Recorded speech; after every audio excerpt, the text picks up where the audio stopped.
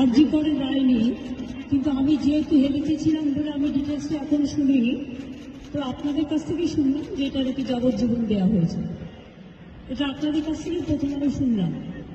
আমার reaction is very clear. আমরা প্রথম দিন থেকে ফাঁসির দাবি করে এসেছিলাম এবং আজকেও আমরা সেই দাবিতে অটুট আছি, কিন্তু আদালতের রায় ন্যাচারালি এখন সবাই মিলে কি বলবেন আমি জানি না, বাট আমার কথা আমি বলতে পারি বা আমার দলের বক্তব্য যেটা হচ্ছে, আমরা 3টে কেসে আপনারা দেখেছেন 54 দিন থেকে 60 দিনের মধ্যে আমরা ফাঁসি অর্ডার করেই দিয়েছি।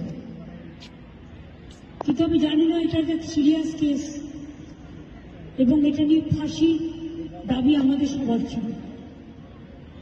সেক্ষেত্রে বিচারের রায় নিয়ে আমি আমার কথা বলতে পারি। আমরা এটাই বলেছিলাম, আমাদের হাতে কেসটা থাকে আমরা কিন্তু অনেকদিন আগেই ফাঁসি অর্ডার দিয়ে দিতে পারতাম, ফাঁসির অর্ডার করে দিতে পারতাম।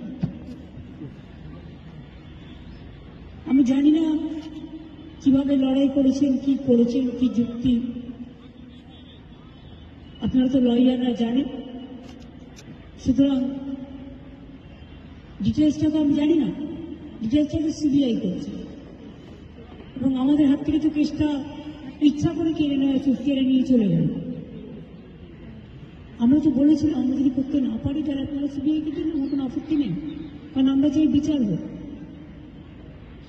এই নরক বিচারদের চরমতম শাস্তি হওয়া উচিত।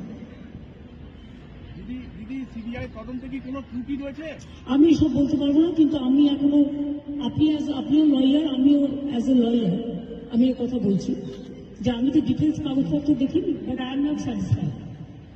কারণ আমি ফাঁসি হলে অন্তত